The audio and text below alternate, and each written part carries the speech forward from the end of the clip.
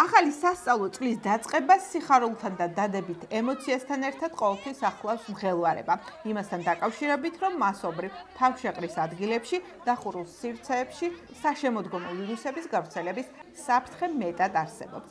ოზურგეთის საზოგადოებრივი ჯანდაცვის ცენტრის ეპიდემიოლოგი ელზა სიმონიშვილი იმ პრევენციულ ღონისძიებებზე საუბრობს, რაც სააღმზელო დაწესებულებებმა, საჯარო სკოლებმა თუ მშობლებმა სპეციალისტების დახმარებით უნდა გაატარონ. ახალი სასწავლო წლის დაწყებასთან დაკავშირებით განსაკუთრებული ყურადღება უნდა მიექცეს ბავშვთა და მოზარდთა ჯანმრთელობის მდგომარეობას, რადგანაც მაღალი მობილობის პირობებში იქნება სხვადასხვა ვირუსული დაავადებების აღმოცენებისა და გავრცელების საფრთხე.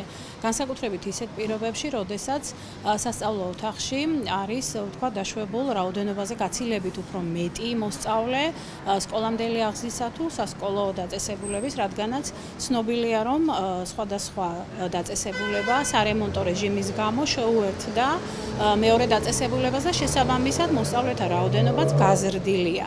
იმ შემთხვევაში თუ კი აღმოაჩნდება რაიმე დამახასიათებელი სიმპტომი ნებისმიერი ვირუსული ინფექციისათვის, სამედიცინო პერსონალი ვალდებულია, რომ ასეთი ბავშვი ამყოფოს იზოლირებულად დროებით, რა თქმა უნდა, დაუკავშირდეს მშობელს და მშობელს გაატანოს შესაბამის სპეციალისტთან დიაგნოზის დასმისათვის. გარდა ამისა, სკოლის სამედიცინო პერსონალს, ბაღების ასევე და მენეჯერებს აქვთ ვალდებულება, რომ განსაკუთრებული ყურადღება მიაქციონ მსველი წერტილების და კვების ბლოკების მდგომარეობას, რადგანაც ეს ობიექტები წარმოადგენენ, ესე ვთქვათ, პოტენციურ საშიშროებას სხვადასხვა კონტაქტური გზით და სხვა გზებით გადამდები ინფექციური დაავადებებისა.